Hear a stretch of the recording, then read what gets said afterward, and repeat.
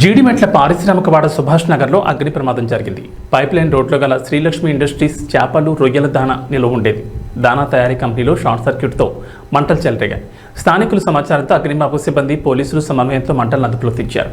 2 fire ఇంజన్ల సహాయంతో మంటలను పూర్తిగా అదుపులోకి తెచ్చారు. ఈ అగ్ని ప్రమాదంలో ఎలాంటి ప్రాణ నష్టం జరగలేదని పోలీసులు చెప్పారు. ఒక డైలాండెడ్ కాల్ రావడం జరిగింది.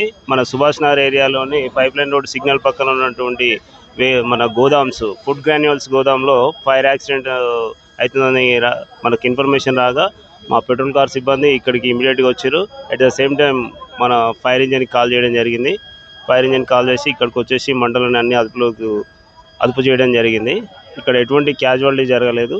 ఓన్లీ ఇక్కడ ఈ ఫుడ్ గ్రాన్యూల్స్ ఏదైతే గోదామ్స్ ఉన్నాయో అవి మాత్రం డ్యామేజ్ అయినాయి. ఎవరి పర్సన్స్కి ఇంజూర్డ్ కాలేదు, ఎటువంటి ప్రాబ్లం అయితే లేదు. ఇప్పుడు ఫైర్ మొత్తం అదుపులోకి వచ్చింది. ఇది ఇప్పుడు అయితే మనకు తెలియదు, షార్ట్ సర్క్యూట్ జరగడం వల్ల అయిందని ఫస్ట్ ఇప్పుడు అనుకుంటున్నాం. బట్ ఏమైనా ఇప్పుడు మనం ఫైర్ రిపోర్ట్ ఒపీనియన్ తీసుకున్న తర్వాత ఫైర్ ఎట్లా జరిగిందనేది తెలుస్తుంది.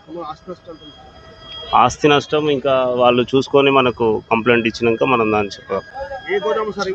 ఇవి ఫుడ్ గ్రాన్యూల్స్ మన రొయ్యలకు దానా వేస్తారు కదా, అవి.